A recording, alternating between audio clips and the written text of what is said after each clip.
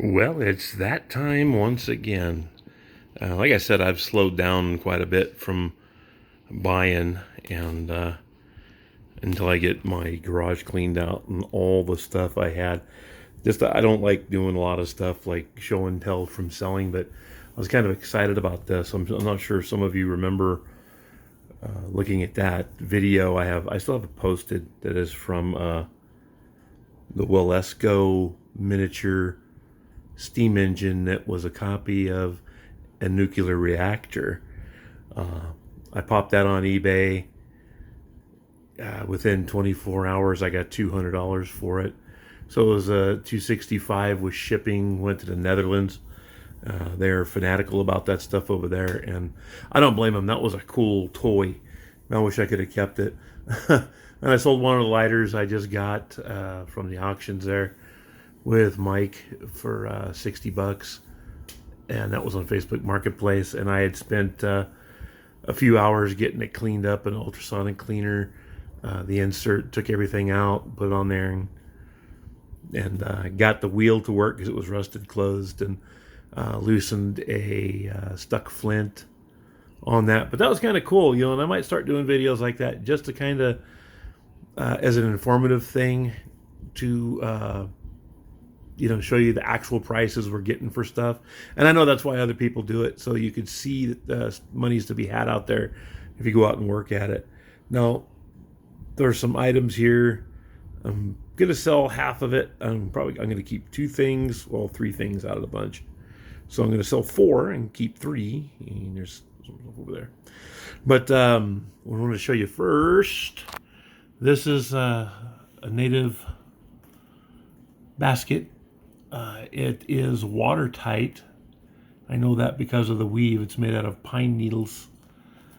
And it's from Washington State. There's newspaper in there, probably a feather down there. It's a little dusty, but and it does have this couple spots of damage. But I am not going to do anything to it. I'm leaving it as is. With native items, it's best not to restore. And I'm sure if I poked them back in there, they just came out of their holding spots as it's just been moved around, it looks like. But really nice. And I forget what part of Washington this came from, but it came from a native that sold it, so I don't feel bad about buying it. It's not part of their national treasures and all this stuff. It was something that was significant to their tribe. I would, of course, donate it to them and let them have it. But this is, I'm sure they have hundreds of these around. Not really, because this is old. That's an old one. The next thing is, and that's being kept, George Washington Greatest American Cut Plug. Just a bag. There's some stuffing in there that used to keep it out. But I like that. I collect Tobacconia, however you pronounce that. Pretty sure that's what it is. Jewel Tea. Usually I'm not into buying glasses that much. Or glassware. Only older pottery like McCoy and all the high-end stuff is what I usually buy. Now this is missing some of its gold plate around the rims of the pitchers, but that's autumn leaf pattern. It's an older bowl back there, 40s, 50s. These are 40s and 50s as well, and I believe this is getting up into the 60s because no, the mark's still the same. It's upside down, but hold on. Let's see, Halls. Excuse me. Yeah, and it is dirty. I got it from a thrift store, and they were priced like $6 each, and I got a stack of them. But when I went up to pay for them, I think I paid like $5 for the whole bag, and I have two other pieces. One's cracked, so I'm going to use that for display for marbles or buttons or something I'll put in. It had like a hairline fracture. It didn't go through.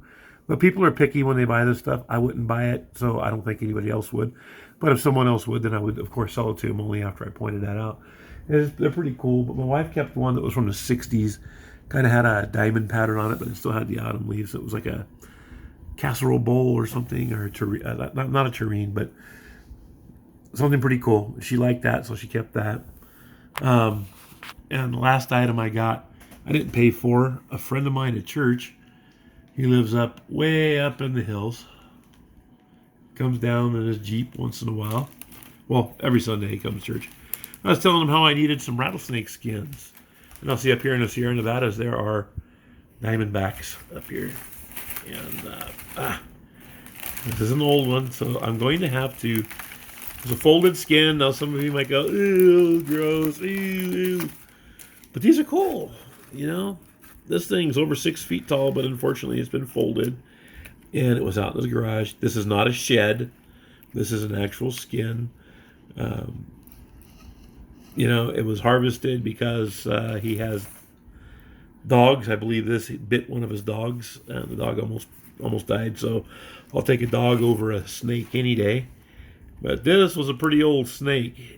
He kept the rattler though, which is unfortunate. But some of those parts there are going to come off when I rehydrate this. But what you do is you soak it in some water for about 45 minutes with some glycerin soap. The glycerin soap will come back in and rehydrate everything. And then you kind of re-stretch it again. So what I'm going to do is I'm going to mount it on a board for a, you want to call it maybe a science exhibit, just to demonstrate the length of some of the snakes that we get up here.